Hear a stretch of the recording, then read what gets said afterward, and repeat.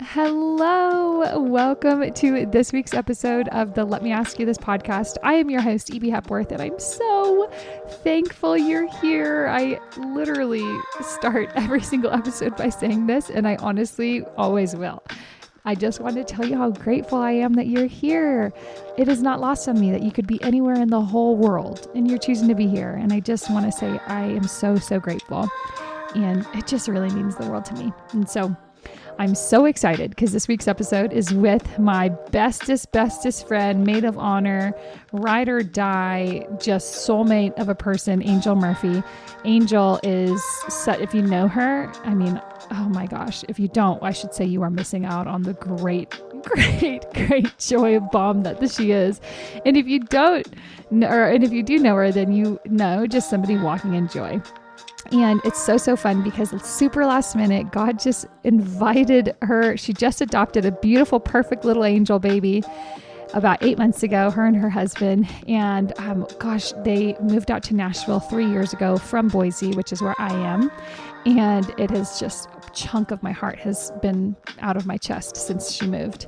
And it was just a total moment of obedience for them. And so we're going to that's the majority of what we unpack in this episode.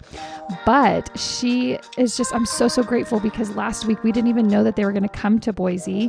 And out of nowhere, God just opened a door for her and her precious little family to come and stay with us. Her husband, Matt, is my husband, Zach's best friend. And it's just one of those things where you're like, this is what we dream of. When you're like a little girl and you're like, my best friend's going to be best friends with my best friend's husband, and we're going to go on vacations together. Like, that's what this is. And I feel grateful because it's so rare. So all that to say, all three of them flew out on a plane with literally 20 hours notice, and they've been with us for the last week. And Anjel is literally every single episode of this podcast. She will listen to it. And then right after she sends me a message and she's like, this was the best one yet. And then the next one, this is the best one yet. And a couple of weeks ago, I called her and was like, Ange, the Lord really put it on my heart to have you be on the podcast. And she was like, what? I thought you would literally never ask that. She was like so blessed. I'm like, yeah. And so we had been talking about it a couple weeks ago. And then when we knew she was going to come to town, I'm like, oh, we get to record in person. This is going to be the best. And so in this episode, you're going to see so many fun, quirky sides because we just get to be free with ourselves. But we unravel the concept of obedience, and you're going to hear from a woman that's very much in process. And I hope that everyone that's listening to this just has that liberty to be in process and just be on an adventure with Jesus while you're figuring it all out, while you're figuring out what is the thing that God is asking me to lay my life down for, and what is the expression, how that looks, and what are parts of my life that need to go so that I can do that. You know, all of the things that come into the lane of obedience. So without further ado, here is my conversation with my absolute best friend, Anjel Murphy. That's enough for you? That's enough. All righty. Okay.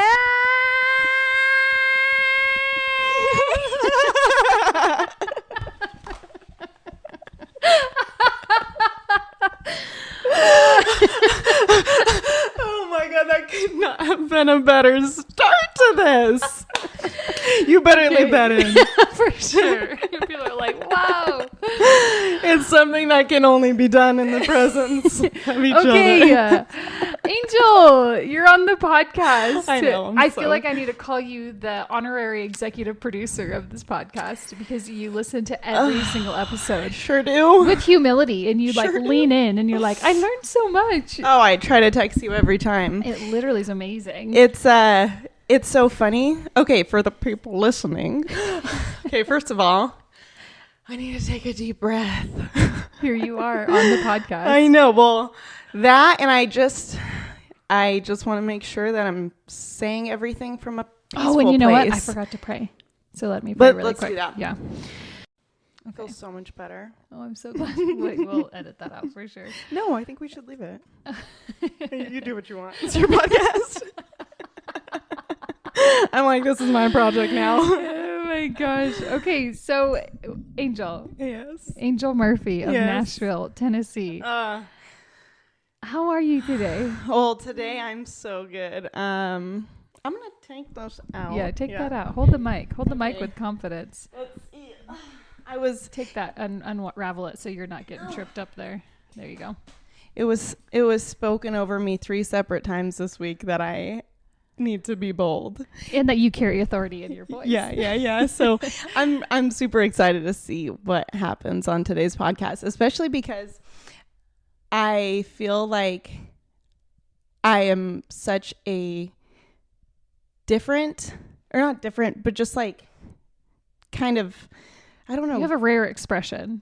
Is that what you're trying to say? I just have like my life has just like changed quite a bit in the last 3 years. And the last time I kind of publicly spoke on anything like of substance, it looks so different. That was like 5 years ago, 6 years ago that we had a podcast. BC, yeah. BC. Yes. And so I'm just like, I'm so excited to see where all of this goes. And I feel peaceful and I feel excited. So and it's like, back, like it's so hard to be back in Boise and not think about who I was before. And I feel like before, especially like if we had done videos on our podcast, I would have just only thought about like, what was I looking like from that angle? Or what was I like, sure. How was I performing or whatever? And now like I've had so much, when you first asked me to be on this, I was like preparing to just be like, I'm going to go in front of people and be myself without this performance mindset. So good. Because I only had that before. Do you think that was rooted in fear of man? Like what was that? Oh, yeah, 100% fear of man. And was there insecurity? Like, did you not feel like, how deep does that go? That goes so deep. That goes to like my core. Unpack that for a second. Oh, like, have you always walked in a room since you were a little girl and wondered what people thought about you? Yes, 100%. I feel like just the way that I grew up, which was with my mom and stepdad and my siblings for 9 months out of the year, and then with my dad and his whole family for 2-3 months out of the year. And it was school years with that family and summers with that family. And those families could not be more different. Mm-hmm. And so I always like, I was kind of, I don't know, I was just always kind of like living to be invited, because in my mind it was like, oh, like Angel, we want Angel to come to this. But in my child brain, like I didn't understand why I wasn't being invited to school, or I wasn't being invited to, like, I didn't get that. So I just, like, anywhere I was, I put so much energy into being like enough that people would be like, she's got to come. I didn't understand that it was custody, like child custody.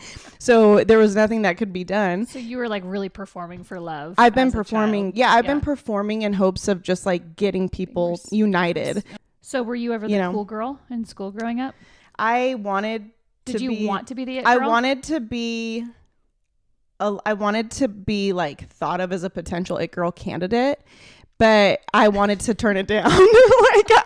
My plan was always to be like, what about Angel? And be like, I'm not even interested in that game. Like, I don't even care. But like, really, I was living for that too. Like, I was always living to just be noticed, to be talked about, to be like, I just kind of wanted to be the thing that people wanted, you know? And it sounds it was like literally in every sphere of my life. Well, let me ask you this. I love when you say that, by the way. I don't even realize that I say it. I know. And so much in real life. It's such a good... Which, by the way, that's the genesis of the podcast, because I say that so much. That's why we called it that. But it's... Yeah, go ahead. I feel like it always brings people in. Yeah, well, good. So I feel like a lot of times when people struggle with the fear of man, and they struggle with being a chameleon and just being like, oh, in this moment I'm going to be this because that's what's needed. And then in this moment I'm going to need what's this. And then they encounter the Lord and they don't even realize that they do this, but they do the same thing with the Lord. And not even intentionally or even necessarily in this like super crooked way, but we unintentionally start that same just masked experience walking through life, but with the Lord even, that will just unintentionally become a chameleon, even sometimes in our faith walk. And so have you found yourself doing that where you're like, oh, like, okay, in this moment, God needs a missionary. Okay, I'll go. In this moment, God needs that. Like, how do you separate who God really has created you to be than just taking on positions or masking yourself in what you think he wants you to be in a moment? I love that question. That is a really, really good question. Oh, thanks. I would say that like, have you found yourself doing that? I've found myself be tempted to do that. Yeah. And I have done that for sure. Can you feel when you're walking in genuineness? I think honestly, this I was hoping this would come up. Kind of ties into something that I was hoping would come up, so I hope it does go there. But I kind of think I felt that when I met you, because you actually provoked me to be somebody I wasn't, EB, and I'm so glad that no. You actually made me strive. I've been needing to tell you that for the last 15 years. No. I met you and I thought you were so amazing. Okay. But like, untouchable at the same time. Oh my god. Because I just loved I saw you come in. I have this vision that but I have this memory of when you walked into the library. What I think I've told you about it during finals. You walked in, you had your soccer bag, you had your Uggs on, and you were like drinking your water bottle, and you were like, hey guys, like the cool girl of the library and the cool girl of the church. I was not the cool girl you of the were library like, or the church. Yeah, it was like imprinted in my brain, and I was like, oh my gosh. And so I remember seeing that. And then I remember seeing you at church all the time. And then like we were in a small group together, and I remember thinking like, oh my gosh, she's so cool. But I was like, I can't perform to be her friend. Like, cause I just was like, she'll know. No, I was like, I can't do any of that stuff that she even does. That's cool. Like, and it's like, I don't want to do that anymore. So I remember feeling like, we weren't friends for the first year of knowing each other. Like we kind of knew, I don't even know if you knew who I was, but like, I don't feel like we were really friends. And then we moved in together and still weren't super close when we moved in together. Yeah. And I remember thinking like multiple times, I was like, I want to be her friend. I want that connection. I want it to be so real. But I was really struggling to like, do I do something to perform for you? Were you intimidated? No. Were you like, what? I was just like, I don't want to force this. Okay. And I felt like before in the didn't past, want to be a chameleon in this friendship. But yes. Previously you would have. Yes. Okay. I previously would have. And I remember Is it watching someone else walk in confidence of who they are? Somebody else walk in like their identity, their true identity. And I think you were one of the first people that I was like, I had seen that in. And so I was like really challenging. I felt really challenged in the friendship to just like show up and be myself. And I had never felt that before. I didn't like, and I don't know why I never thought that before. I just was like, what if I just showed up as me? Because who I was for so long, it was like killing me. It was killing my spirit. Did you feel like you had to discover who you really were? I felt like I needed to just like, I guess like had to like be born again and just in your own self of like, well, I was like, can I even have a friend as myself? Yeah, like, can I have somebody like, yeah, was somebody going to like me if I'm just me? Like, and so I remember like, I want, like, there was just this thing inside of me where I just wanted to be a genuine friend, and I wanted to have it be real. And it's been so rewarding. I mean, here we are. You're the realist. Well, I feel like people are going to listen to this and be like, I actually can't believe that this girl ever struggled to fully be herself because of who you are. It's so wonderful.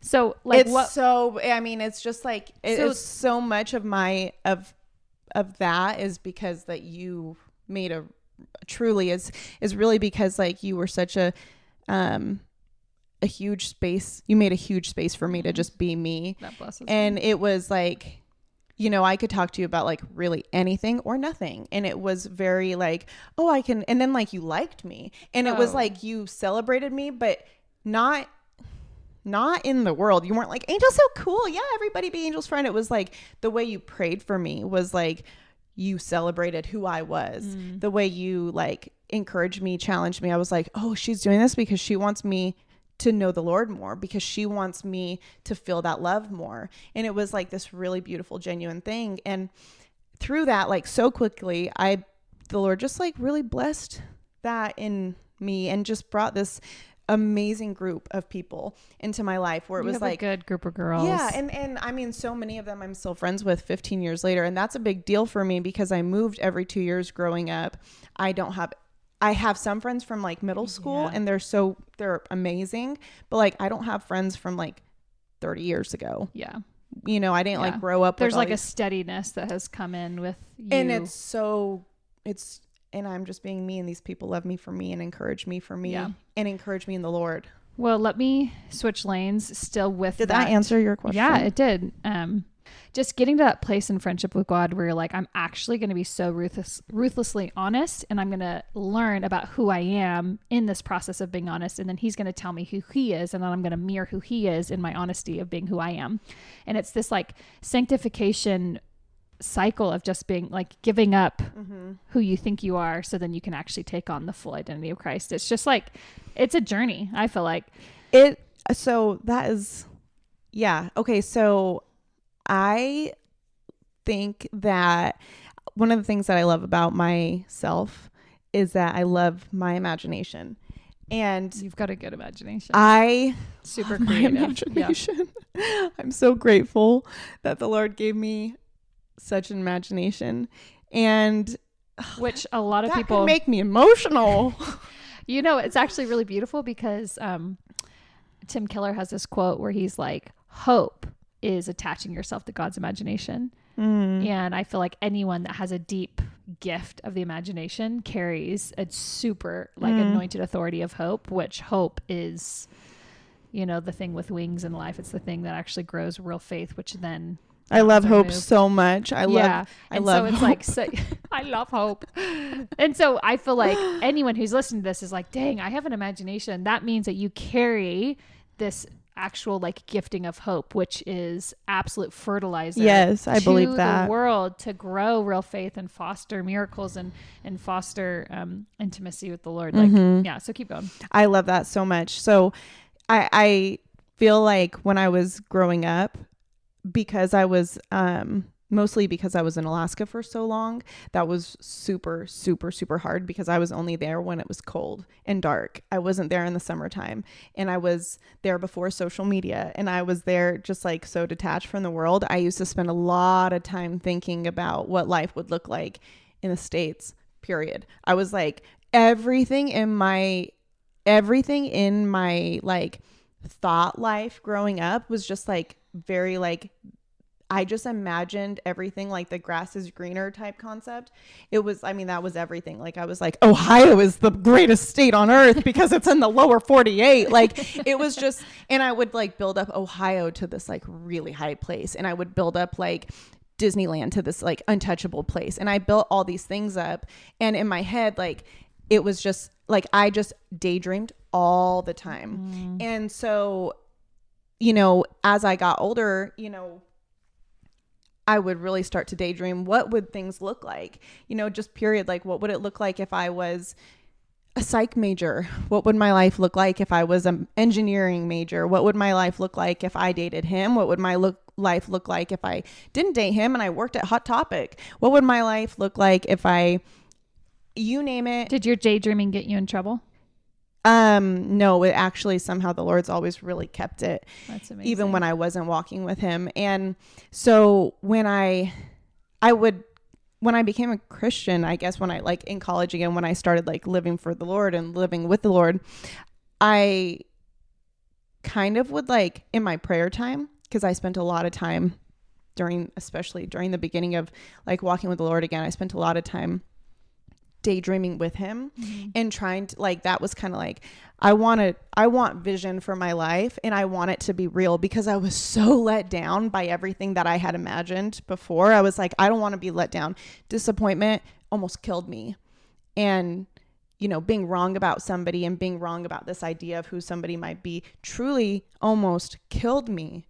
And I was like, I can't do that again. So I really gave it to the Lord. And I said, I only want to dream if I'm dreaming with you. I don't want vision that's not yours. And he started to show me a lot of things. And I like, so all that to say, like, I really tried to attach my imagination to God's heart for my life because I knew he wouldn't disappoint me. And so anytime anything came up and it was like, do you want to go on this mission trip? I was like, I don't feel like I should. Do you want to do this program at the church? I really wanted to. I really, really wanted to. I was like, no, I'll be disappointed. That's not what God has for me. So what God has for me is maybe working and just going to school. And I can see he just kind of softened my heart with the things that I had daydreamed and didn't feel the peace to pursue. And then I would, end up pursuing what I felt like he was leading me towards. And it was always really fruitful. And it's always been fruitful. And to this day, I just think I dreamed with you about having a baby. And I dreamed with you about a daughter and a marriage and a life. And it's like, I know I really gave those things to the Lord and partnered with him on those. And he has delivered in such a way that I feel just like, I feel the holiness. I feel like his holiness in like the day to day of my life. But something that you said that I wanted to touch on is this concept of obedience. So to catch everyone up to speed, Anjel met her husband, 9 years ago. No, we met a little over 10 years ago. Yeah, they've been married for 7 years next week. Mm-hmm. And about 3 years ago, they moved. They were really plugged into our community here in Boise, and they moved to Nashville out of obedience. And so I want to super jump to that because I want to unpack the process or the experience of the reason they moved to Nashville is because Matt got into a really highly accredited music school. And God really started speaking to you about that. And what's so amazing is you really initiating that. Okay, Matt, apply. Matt, do this. Matt gets in. You guys wouldn't have done this if you weren't really abiding in the imagination of what God had for you. And you're such a force that I just know your husband. He wouldn't have ever done it without you. And it's so amazing to me the way God brings people together. And then you're like, come on, like yanking him to the altar. And then he gets there and then he's like, oh, wow, this is so good. And then it's like, it's beautiful. I've loved watching that unravel. So talk to us about when you feel God starting to speak to you about God, he's always speaking about big things. I don't want to say moving is higher than something else, but talk to us about when God is speaking to you about a very specific thing that's going to take a huge change. You sold your house, you sold everything to do this so then your husband could operate in his gifts. How did you process that invitation and how was obedience? How was there any fear of man in making that? Talk us through what was going through your mind and how you were kind of praying through that season. I again, just was dreaming with the Lord. There was no fear in any of that. There was no fear of man. Really? Oh, no. Okay. Wait, no fear of man. No, there was no fear. You didn't have any fear. No, I had no fear. I had no fear. Is that just who you are? Or was that supernatural? When the Lord is showing me something like he showed me that, there's literally nothing that. Just the confidence overrides the fear and you're like, yeah, I'm not even literally going to I know that God showed me that. I mean, I know that God he has done things. That's wild. To me that I've only ever felt peace. Well, how do you be obedient when your obedience is attached to other people? Oh, that's such a good question. Okay. So part of my whole story, part of my whole everything was I really wanted to be in love. My whole dream, my entire everything in life was I just want to be married. I want to have this relationship. I want to be loved, which is why my life fell apart when I first moved to Boise, because I was just trying to find love. Anybody, please love me. And it was so bad and messy and ugly and hurtful. And so when I started going to church, a lot of people in our small group, a few months in and everything, and we're doing a year of no dating, and you had, I think, sparked that. I did. I was really intense on that. Yeah, I deleted every single guy's number in my phone. Oh. But then that is so intense. I know. I was hardcore. I needed a detox of just that deep feeling to need to be loved by a man. Mm-hmm. It was, and then a year later. How many people was when Zach, literally a year later, we were in China, and it was 4 or 5 days after a full year. And that's when he told me, It's you, Elizabeth. It's you, Elizabeth. It's you, Elizabeth. Have they heard that story? On our old podcast. Oh, we gotta bring it back. Okay, we'll do it. On our old podcast 90 years ago, we did our love story, and it's legit such a good story. It's a So good we'll one. put it in the show notes. Yeah, I think about it all the time. Okay, so yeah, you had really been on that no dating thing, and I was like, that's insane. Why would I do a year of no dating when I'm in my prime? Which was so not true. I'm in my prime, in my 20s. And why would I do that? Like, I'm trying to get married. Like, I'm not going to take a whole year to like for somebody. Oh, my heart hurts to hear that. No, that's how it was. So sad. No, it really was. Well, that was that was just like, I was so looking for that. Like, you know, and so the Lord really had to, I have journals full of this at the time of the Lord was like trying to tell me that. And I was like, I'm not doing that. Like, that's crazy. Why would I do that? And like this rational strategic side came into my 22-year-old brain that was like, you've got to do this. You've got to make yourself available. You've got to like, that's what you got to do. You can't spend time a year with the Lord. And I was like, there's no way I could do that. Like, period. And so I was thinking about it, but I was like, that's impossible. It felt impossible. And I was in yoga one day and I was just laying there. I wasn't even thinking about, I wasn't praying. And like, it was just a stretch. Like, I swear, because I took a class in college and it was like 4 days a week. And like for this day, all we were doing was like laying there. And so I was like, okay, well, I'm going to use this as like my prayer time right now. And just, you know, kind of whatever. And truly had the most insane vision up to that point. Like, it was such a crazy thing. And the Lord showed me my husband, he showed me, and then he showed us holding a little baby girl. And I remember looking at it and felt so known, like so known. And I just was like, yes, that's what I want. The Lord showed me that. And he said, out of radical obedience will come radical reward. And I was like, done. Say no more. Like, I want that. You know, I want that. I've tried to filter so many realities, futures for myself, families for myself. I've imagined that. And I've been trying to do that with you. And he was like, I will give you the desires of your heart. And he showed me what they were. And that's really what they were. And he said he'll do it. And I was like, okay, I believe you, because you have not, since I've walked with you, since I've been filtering these things with you, you've done that for me. And so I went home and I broke up with a guy that I was dating at the time. And it was, thank God, super, like, I think he knew it wasn't anything, you know? And that was really easy. And it was just like, I went and got a journal that day for my husband, for that person. I know. So silly. You are the Christian cliche right now. I know. That's what was like so funny, is like, that was so not me. I want to be the other. Wait, that's so not you. No. It wasn't me at the time. Like, oh, I was like, wait, but you said you always wanted to be in love. So no, like a Christian cliche. Like, I was like, I wasn't. You're still being sanctified. Yes. Okay. Yeah. Well, I want to kind of go into, because this is obviously like my wheelhouse. Oh, wait, real quick though. Yeah, but like ahead. That radical obedience will bring radical reward.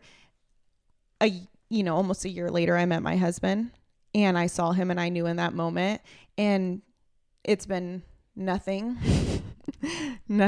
but holy moments with the Lord. Like, there's obviously been all that real life stuff, but even like every big fight we've gotten in, or every super sweet moment, or like everything, the Lord's been with it. All of it. And so it's like, I know through now 10 years of knowing this person, knowing Matt, that the Lord did what he said he was going to do. I have 10 years of real life to say, like, yeah, I can look back and see him in like so many moments, and how we're closer than I ever imagined a husband and wife to be.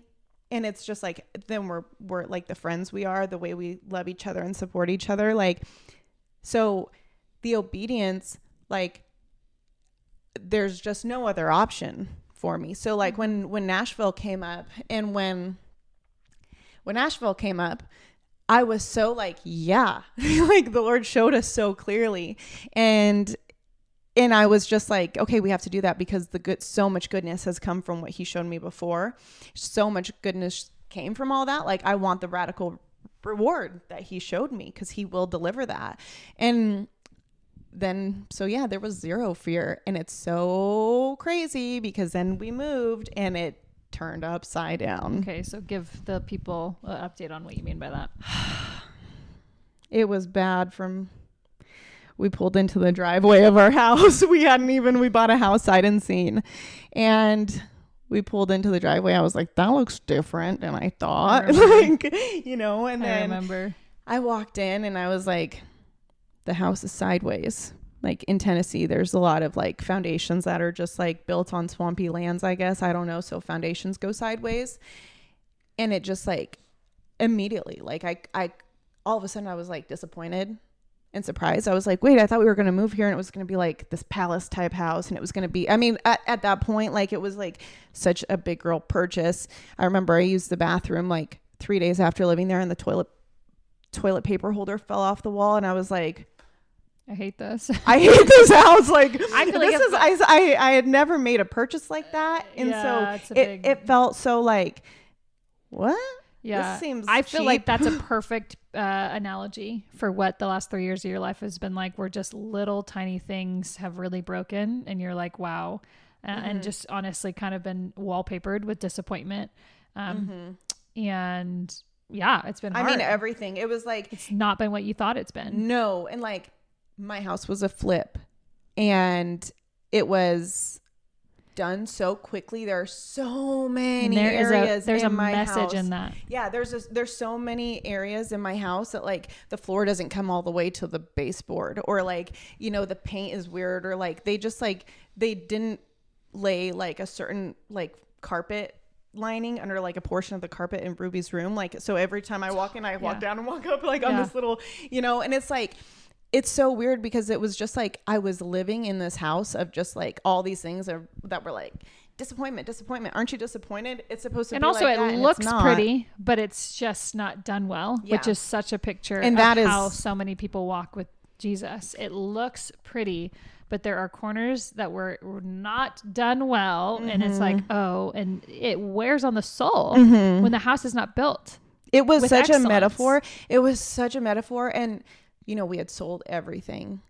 So we had nothing in our house except for 3 bar stools and a couch. Yeah. And everything else, like we were sleeping. We ordered a mattress online and then we didn't have anything. And then, it was like COVID time. So everything, it took about 9 months to start getting furniture. Right. And then we would get stuff on Marketplace or whatever. But like, it was so weird. And I remember thinking like, I'm just like kind of disappointed. And I felt like it was so empty, and I felt the Lord, but I was so mad at him, and I was also so confused. So really quick, because we probably are coming close on time.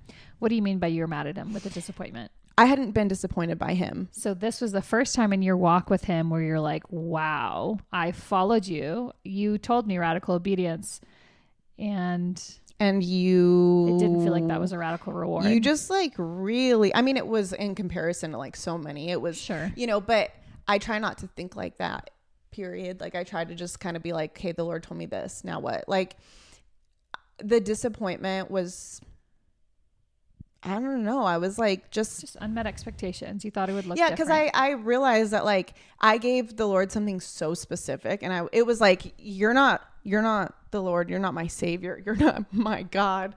You're my genie in a bottle. I was going to say that, but I didn't want to. Yeah, that's kind of what I didn't realize. Well, that's what I was going to say. I wrote this just now, that it seemed like there was obedience for the sake of getting what you want versus getting him as the reward. Yes. So when God says to you, radical obedience, I will give you a radical reward, he is always the reward. Yes, but you saw the reward as what you wanted out of life. A husband, my imagination. A daughter. Yes. And that's what's so wild, is that so many people, that's where faith stops. Dead end right there. Didn't get what I want. I see why. Yeah. Like truly a lot of other stuff started happening. I mean, it wasn't just like, I don't want people to be listening to this and be like, oh, you didn't have a house that had like whatever. That's why you were disappointed. No, it was a lot of stuff. But it's real. It was that, but it was also like a lot, every area of my life was being really, I mean, from like death to finances, Yeah. to my jobs, body, to like yes. I started just like everything Yeah. just became like infested with this weirdness.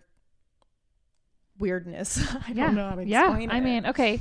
And so that to me, I hear, and I'm like, that's the kindness of God to let you sit in what disappointment feels like. So then, you know, anything outside of him, anything but him, anything, my family, my spouse, my gifts, my calling, anything outside of that is absolutely nothing compared to who he is and the tenderness of just abiding in him. And I feel like that's just the kindness of a dad to be like, okay, all right, you're going to sit in what it's like to like worship me because I'm going to give you something versus worship me because I love you so much and I want to return that to you. And so it's like brutal to sit in the discipline of that. But that's what it's felt like the last 3 years for you has been, is just trying to unravel. Like it's been this big knot and you've been trying to undo it all. And then I feel like even in the last couple months, the Lord's been really giving you language for like, you held something other than me. Oh yeah. Closer. Yeah. This expectation that like I was going to grant you this thing. That's not how it works. Like I'm giving you what I want to give you and nothing else, not what you want me to give you. And I was so like disappointed with all that. And, you know,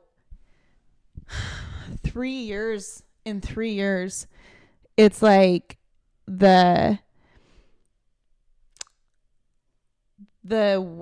all the ways that I built up so many walls against him. And then like he's torn those walls down in ways that I'm like, that have just been a struggle. Like it's been really hard to like trust him, but still thankfully there's still in my spirit, like I know that he is good because I have this every day, this representation through my husband, but there was a time when it wasn't represented 100%. Through him. Yeah, it's real. And then your friends, your people. Yeah. And I had nobody. I had no friends for and I 3 feel years. like, well, I mean, you had me, but not there. But I was just reading this morning in my quiet time about the men that lowered their friend into the presence of Jesus. And I'm like, I always think when I read that, I'm like, I think about the needs that those friends needed. And they thought, shoot, like I need something too, you know, but I think about the way that they were like, no, this need is great. This is a priority. I'm going to literally tear off the roof so then my friend can get in the presence of God. And I feel like that was something that we have really walked in of like, we've always given room for each other to be where we're at and sit with where we're at and unravel and just process. But I feel like even this week it's been like, oh no, this is a life or death thing. She needs the presence of God. And like goes back to the counterfeit thing, because you've known the real thing and because you have such a rich history with Jesus. Once you get deposited into the real thing, you're like, oh, this is it. And the last thing I'll say is because you have a gift of imagination, which means that there's this authority to hope in the Lord. And this is what my entire book is on. It's this season, understanding the weight and the tragedy of disappointment and how that wears on the soul, that's the only place that real hope will actually grow and be nurtured. Because all of a sudden you're like, wow, you are the only thing that satisfies. You are the only hope that will not disappoint. And it is only in this hope that I'm actually going to grow endurance to be able to walk in who you've asked me to be and be able to raise the daughter that you've gifted me and to be able to be the wife that you've called me to be. Like, and so I feel like as hard as it's been to watch you in the desert, lonely, isolated, like all the things, it has been so hard as a friend to watch that. It has been so rewarding to see you rediscover who God is to you and who you are to him. Like, I'm happy to have brought you some. No, I'm just kidding. I've learned so much from watching how you've navigated this wilderness season. Like, that's great. I'm so happy that it's been something that anybody would look at and say they've learned anything, because I would never want to. I always say, like, I don't want to go through anything in vain, whether it was like the absolute darkest time of my life. Like, I wouldn't change that, because I really don't want to have any regrets. But I know the only way not to have regrets is to like just live genuinely with the Lord. And then when the disappointments come, because they will, whether you do like, I mean, they just will in life. I don't want to like look at those things and regret those because they hurt me, or regret them because they disappointed me. I want to give that to the Lord so he can sanctify that. And it's so cool because it's just like, he really does turn everything for good. Like, you know, and it sucks so bad. It sucks so bad not it stings getting what you want. Like, you read me some of your book last night, and I was just like, I don't think I could have known that 3 years ago, because I was playing it kind of safe 3 years ago, and I was also still wearing some masks 3 years ago, and I was, you know, and in 3 years, I feel like in the last 3 years, I can't do that anymore. Like, he's stripped me of a lot, and I just like, I was like, oh my gosh, wow, you're communicating it so well. Like, it's such a hard place, and you're like, wait, what? But he is so good at redeeming it at the altar, and redeeming it and forevermore, pursuing you despite the disappointments. Like, so what would you say? Well, let me ask you this with obedience, because the original question was, how do you stay obedient when your obedience is attached to other people? Like, for me, I always think, my obedience is attached to my kids, my husband, like, so that's one thing. But how do you stay obedient when you are literally just camping out in disappointment? Because that's obviously a majority of my book. For you, like, you know that you're natural. It would be easy to be like, okay, cut to the fun part, go back to my family, go back to my friends, go back. Like, how do you really choose to sit and like listen and obey to what you feel like he's putting on your heart when you would prefer something else? It's not comfortable. It's not fun. It's not sexy. It's not any of those things that you think it needs to be. I had to get off social media for a long time. It's such a word. Yeah, because I'm so glad you said that. Yeah, and I'm still off right now, and like we're in a season of transition currently, and that's what we're fasting. We're fasting all entertainment actually right now. And what's that done for your imagination? It's allowed me to dream with the Lord, and not like these expectations that like I'm seeing other people live with, and being like, oh, so like this is what a woman and her husband who live in Nashville, this is what their life looks like. Like, yeah, my life is not going to look like that. It's just not. And I don't want to dream outside. I don't want to dream with these outside factors, because what I realize is like, it can get really, when it really comes down to it, it can get really messy with all those other things. And I think that's just a breeding ground for more disappointment. Oh, social media is going to just impregnate you with so many different ideas of what your life should look like. Yeah. I am so glad you said that. Has that helped significantly? Yes, it's so healthy. I mean, I love seeing what my friends are doing. I wish there was a way that I could just like only see like 6 people, you know, and not even like go on like the explore page or whatever. But like, A, I don't really trust myself. I don't have good self-control. And B, I just know that that's not even realistic. And so it's kind of funny. Like, I feel, you know, in other ways, like I will call you more. Right. Like, we do talk a lot more. Or I'll like send me pictures throughout the week. Yeah. Yeah. And it's like, I'll get some real stuff that I know that like is meant for me, because you love me and you want to see my life and I want to see your life. And it's just like added intentionality. Yes. And so like, none of it has been easy, but for the first 2 years I was there, I was very hopeless. For the first year and a half I was there, I would say I was very, very hopeless. And the Lord just kind of, I don't know, it wasn't anything grand or anything. It was just like, certain things started happening that I was like, okay, maybe I could dream with God again. And I could just like revisit that. Like, I think I was so tired of being alone, honestly, and so tired that I was like, I want to dream with God again. And Matt and I went and got a tree and it was this beautiful tree on New Year's Eve of 2023, like 2022 to 2023.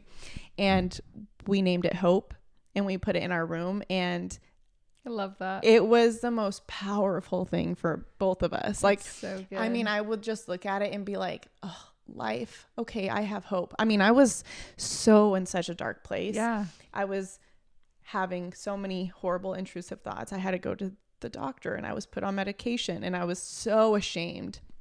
And I felt so weak. I was disappointed in myself. That's so real. Yeah. Feeling weak and disappointed in yourself on top of feeling disappointed in the season. And it can't help but see like, wait, you brought me here. Like I did this because you asked me to, and now this flood of experiences is happening. It's not congruent. I'm confused. What's happening? Like it was really crazy. And so anyways, when we got hope and I saw hope every day, I was like, oh my gosh, it's real. Like I can live, I can have life again. And if you don't water it, it'll die. Yeah. It's just like so many, and hope started to get some new leaves. Come on. And She also preaching. Yeah. And I was like, look at it. My hope is growing. And also it was really cool too. The lady at the store who we had a crazy encounter with the Lord when we met with her, which was so insane. But when she told us, she's like, this type of tree, when you get it home, it's going to die. Like things are going to die. It was an expensive tree too. It was like $300.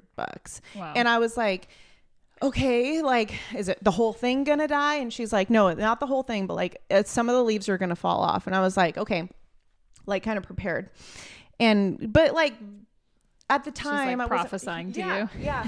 And then like we got it home, and for the first like few weeks, like leaves, beautiful, full, rich, vibrant leaves that looked so healthy fell off. And I was just trying to just like find the message in that, and pruning. And I was like, whoa, this is kind of crazy, because that leaf looked really healthy, and I think it should have stayed on there because hope was going to look a lot more full, and yeah. What's so crazy though is that even pruners, you don't just prune what's dead, you also have to prune what's good. Yeah. For actual things to grow. Yeah. And like hope is not a fruit of the spirit. I know. It's crazy. I know. It's which like, shocks me. I know. It says God, the source of hope, by trusting, he will bring you to a place, fullness of joy and abiding in hope. So it's basically, you have to trust for the source of hope, God, the source of hope, to actually feel joy. Like there is and it's so real. It's so real. No. And so hope is not necessarily for this. Like it blows my mind when you sit and actually think about that.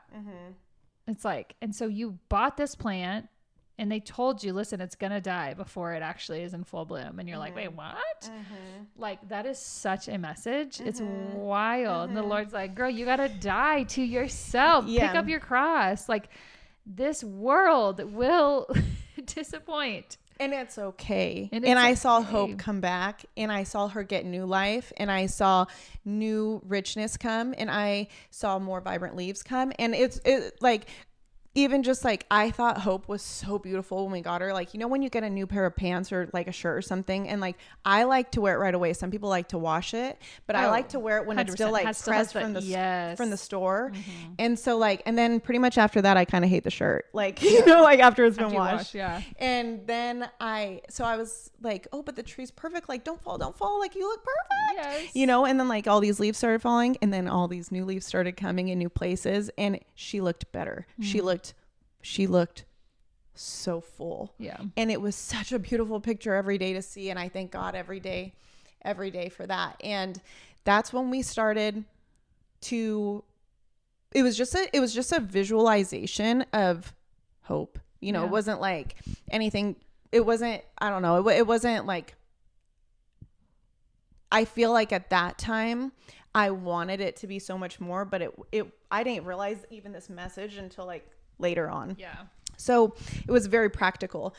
But then what was really interesting is things that were not very practical started coming to the surface again in my marriage and in my walk with the Lord and in my job. And I was like, it was so interesting because like, we started talking about adoption after 6 years of infertility. We started talking about,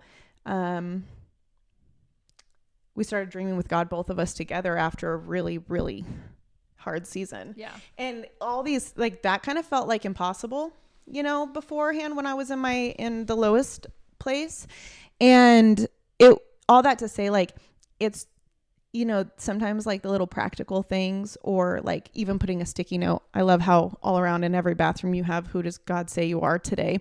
Because it's like, it doesn't have to be this super loud thing. It doesn't have to be this thing that you share with everybody. It doesn't have to be this like deep, like, I'm going to sell everything and just live here and pray for like 10 hours a day. Sometimes I used to think it kind of felt like that, but like, it doesn't have to be like that. It can just be like a little post-it on the door that says like, just stop and think of the goodness of God. And then out of his goodness, so much can happen from that.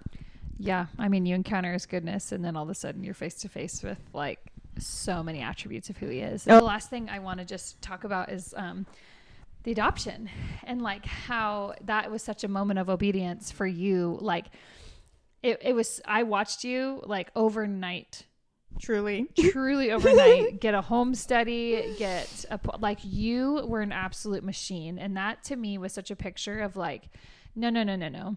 My garden has been full of weeds for a really, really long time, but my gardener is coming in. He's helping we were going to clean this thing up. This is not how it's supposed to be. This is not what I'm supposed to grow in this place. And it was in this dreaming with God that you started to grow. This hope was reignited. Like, and it was this like picture of like, okay, I am going to I'm going to, like, the way you started the adoption process, all of it, you were just like, God, I'm trusting you in this, and you are going to write a story much better than I could. And it was so graced with there's no striving. It was so, which I've watched you and I know when you're striving, and it's definitely hard to watch. It's the same way me, like, you're like, oh my gosh, it's literally not who you are. Like, why are you smiling like that? Why are you wearing those clothes? Are you? And you're like, no, because you and I talk about this a lot, but just that imposter syndrome is so like knee-jerk reaction, and we can feel when we're walking in it. It's a terrible feeling. But watching you step into adoption, and you just were like, I just see the way that you've pioneered and really, really fought for hope in the middle of so many disappointments. And so like filming this podcast and hearing Ruby in the other room, just like with her little, it's like, that is like the sound of hope that you've actually fought for. And you're still, the best part of this is, as you're listening to this, she has not arrived in this place of like, oh, now she has all the vision for her life, and this is the job, and this is how it's going to work.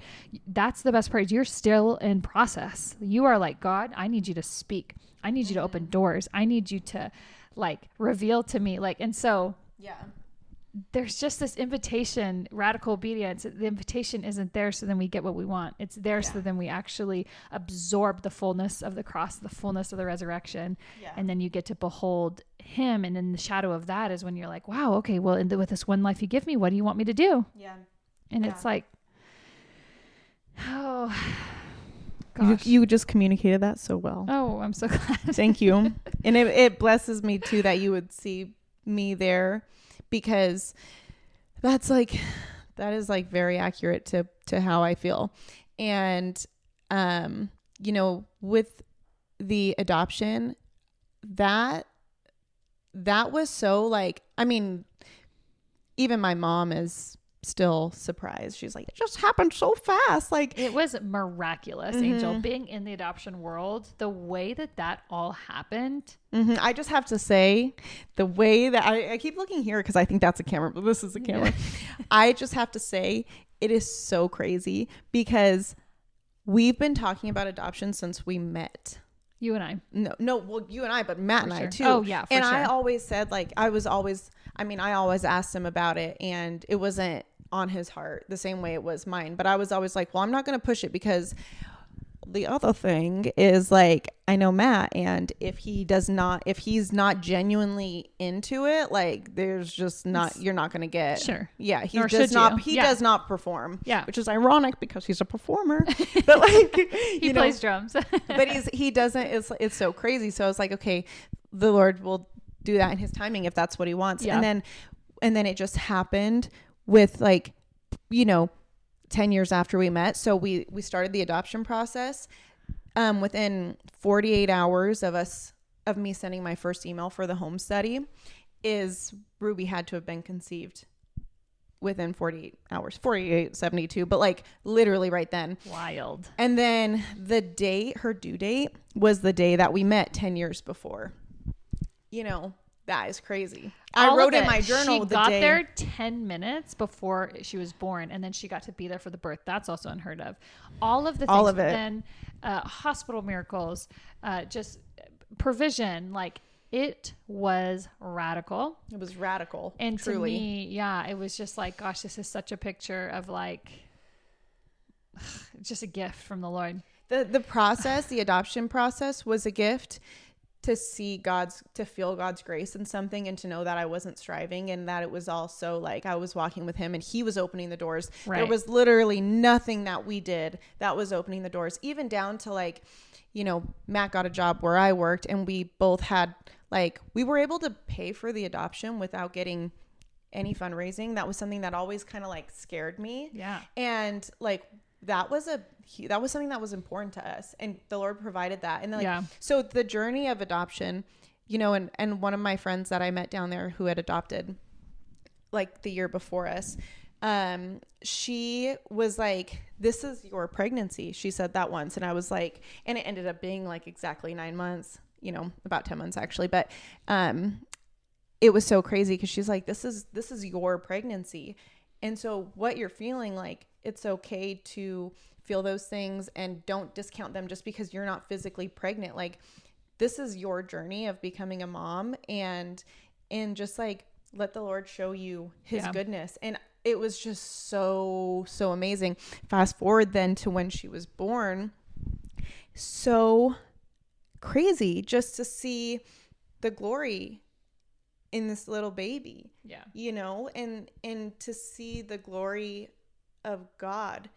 And what was really cool is like, there was so much hope, but then came the glory, and like, it was just so pure, and it was so like, after her, I remember one day looking at her when we got back home, and I was like, okay, God, like, if I ever strive again. It's your baseline. Now that you know what it's like to be carried by grace, you are like, I will never do anything outside of your grace again. I can't. It is the pocket I will live in. Yeah.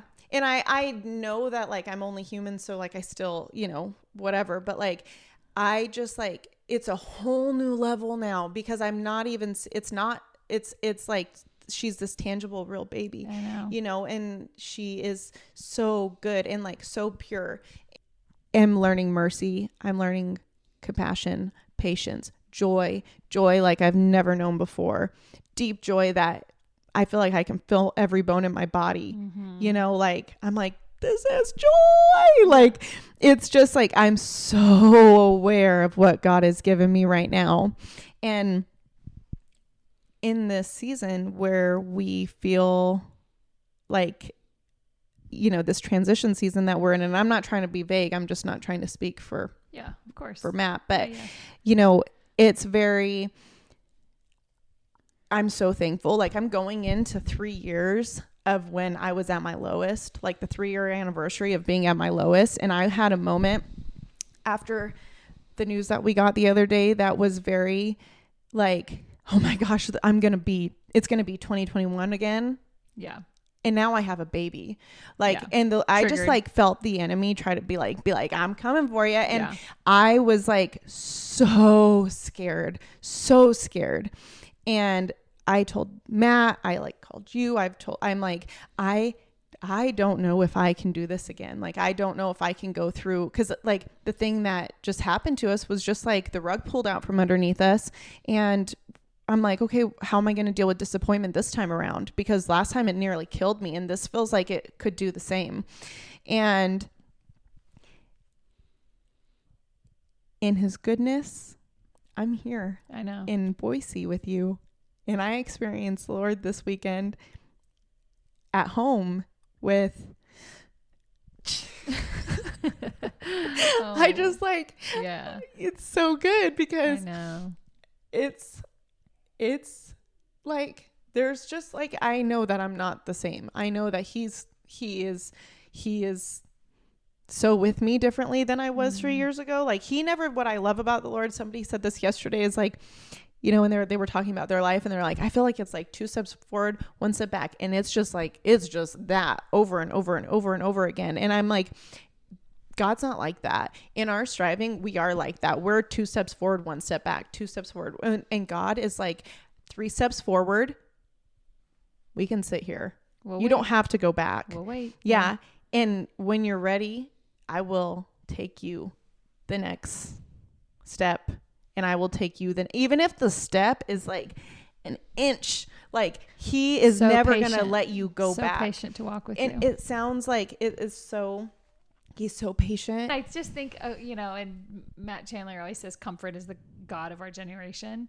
And when you're in pain and you're in disappointment and you're just in a season of transition, you just want something predictable. You want comfort. You just want to stop feeling this feeling of what's next. Yeah. And so if you can grab onto comfort, and when you can learn how to find him as a comfort, it is so hard, honestly, finding that flow of like, what does it look like to be comforted by God in a season of disappointment and just no answers? Like, how do I do that? And the Lord is like, just sit with me, behold me.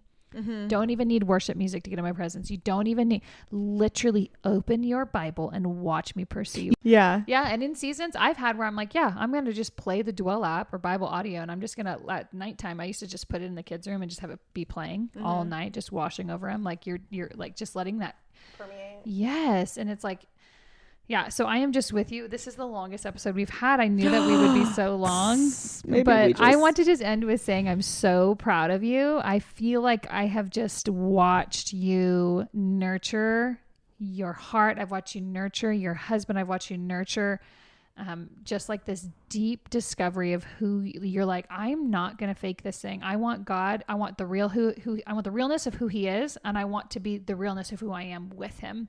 And God has broken things off of you. He's highlighted certain things in you that you didn't even know were there. This invitation to be an artist in a way that you hadn't, just like that you knew was in you, but you just didn't know how to foster. Like I've just watched you kind of learn like the clunkiness of what good looks like to walk with God. And then you've just been like, oh, and now we're figuring it out. Yeah. And it's just been so beautiful. Yeah. I mean, everywhere you go, you invite joy and you bring this like realness factor. But Anjel, I feel like the last 3 years, as hard as it's been for you, I've loved watching it. Thank you. It feels, you're the real deal. Thank you for saying that. Yeah. And I am so happy that it's like, I feel like I believe that, you know, like I think before I would have just been like, oh, people are like, you might just be saying that, but it's like, no, I have lived this. And I've also seen you, just like watch me and celebrate what the Lord has done. And I mean, you saw things that you didn't like, and I did things that I didn't like. And like, it's so good. So good to just like have the real thing. And I will tell everybody, like, I'm not shy to say that, like, I really tried other things and it wasn't the real thing. Yeah. And it wasn't it just was so counterfeit. And like, he and his goodness, like, that's so real. So, you know, when to anybody who's listening who thinks like, is he really that good?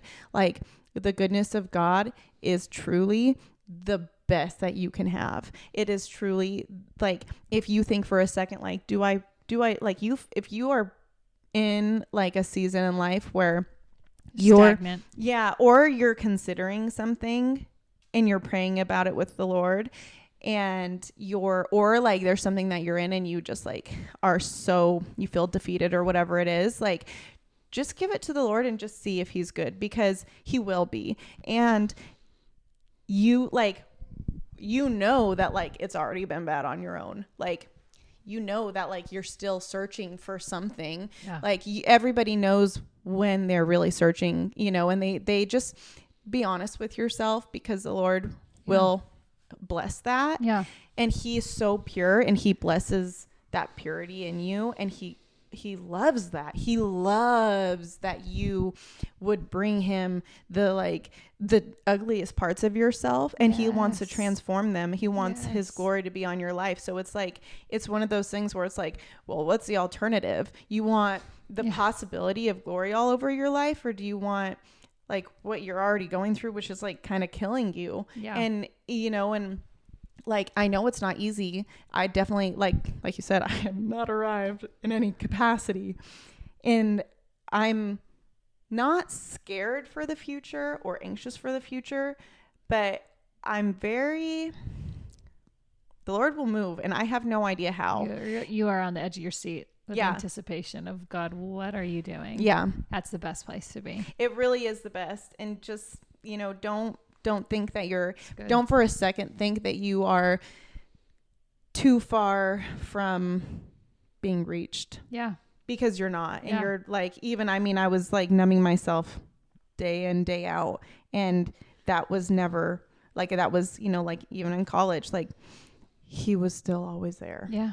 Those who seek me will find me. They will. It's the seeking that is the precursor to finding. Mm-hmm. And there's something about being in a dark season or a hidden or kind of a desert that's like, that will evoke you to seek. Oh yeah. And it's like, okay, well, and sometimes I have a whole chapter in the book called Hide and Seek, when you just feel like that's the game God's playing with you. It's like, wait, this has gotten kind of dark. What the heck? Yeah. And